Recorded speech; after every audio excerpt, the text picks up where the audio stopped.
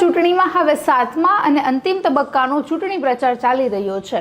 ત્યારે વડાપ્રધાન નરેન્દ્ર મોદીએ શુક્રવારે કોંગ્રેસ તથા ઇન્ડિયા ગઠબંધન પર આકરા પ્રહારો કર્યા હતા। તેઓએ કહ્યું કે હવે વિપક્ષના ગઠબંધનનો ફુગ્ગો ફૂટી ગયો છે।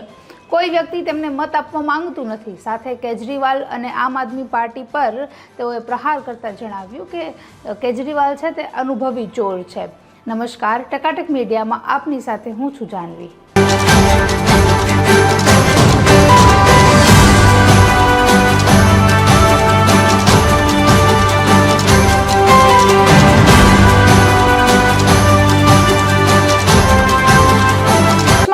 તબક્કાનું મતદાન પૂર્ણ થયું અને આજે છઠ્ઠા તબક્કાનું મતદાન ચાલી રહ્યું છે।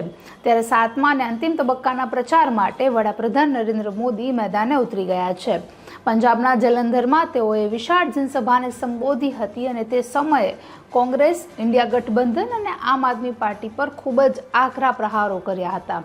તેઓએ લોકોને કહ્યું કે જ્યારે જલંધરના કોઈ પણ ચોકમાં તમે 100 વ્યક્તિઓને ઊભા રાખશો, તેમને પૂછશો કે આ વખતે કોની સરકાર બનવાની છે, તેમાંથી 90 લોકો એવું કહેશે કે મોદી સરકારનું પુનરાવર્તન થવાનું છે।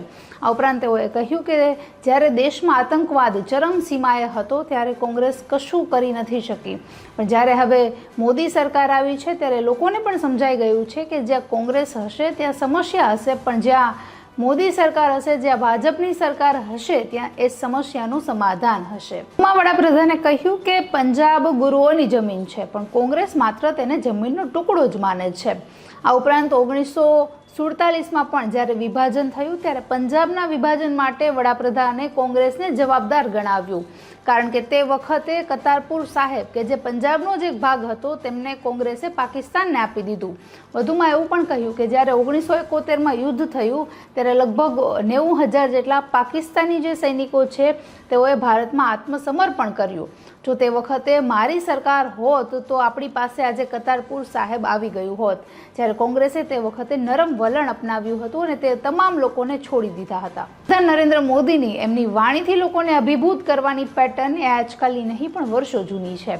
તે કોઈ પણ જગ્યાએ જાહેર સભા કરે કે કોઈ રેલીને સંબોધે, લોકો તેમની વાતમાં મોહક થઈ જતા હોય છે અને ઘણી વખત તો વડાપ્રધાન જે કોંગ્રેસ અને આમ આદમી પાર્ટી કે કોઈ પણ વિપક્ષ પર પણ જો કટાક્ષ કરે તો એમને પણ કદાચ મીઠો લાગતો હશે, કારણ કે ઘણી વખત તેઓ પણ કોઈ પ્રતિક્રિયા આપવા માટે આગળ નથી આવતા। તો આ પ્રકારે વડાપ્રધાને જ્યારે જલંધરમાં જનસભાને સંબોધી હતી ત્યારે તેઓએ અરવિંદ કેજરીવાલ પર પણ આકરા પ્રહારો કર્યા। તેઓએ જણાવ્યું કે અરવિંદ કેજરીવાલ દિલ્હીના મુખ્યમંત્રી જે પદે રહેલા છે તેમની પાસેથી કરોડોની કેશ મિલકત હોય કે પછી રૂપિયાના ઢગલાઓ મળ્યા। અત્યાર સુધી હું પણ સત્તામાં હતો જ્યારે મારી પાસેથી એક ચવનની પણ નથી મળી। અરવિંદ કેજરીવાલ હવે જ્યારે સરકાર સાથે રહે છે, તેમને ઈડી હોય કે સીબીઆઈ હોય કે કોઈ પણ સરકારી તંત્ર હોય તેમની કામ કરવાની પદ્ધતિ ખબર પડી ગઈ છે। એટલે એમને ચોરને કેવી રીતે ચોરી કરવી અને નિશાન પણ ન મૂકવા તે આખી જે વિગત છે તે સમજાઈ ગઈ છે। આવી રીતે વડાપ્રધાને અરવિંદ કેજરીવાલને પણ અનુભવી ચોર ગણાવ્યા હતા। દેશમાં ચૂંટણીનો છઠ્ઠો તબક્કો ચાલી રહ્યો છે અને હમણાં ટૂંક સમયમાં જ 7મા તબક્કાની ચૂંટણી પણ શરૂ થઈ જશે। ત્યારે સૌની નજર તો 4 જૂન કે જ્યારે મતગણતરી અને પરિણામ આવવાનું છે તેના પર જ રહેશે। નમસ્કાર।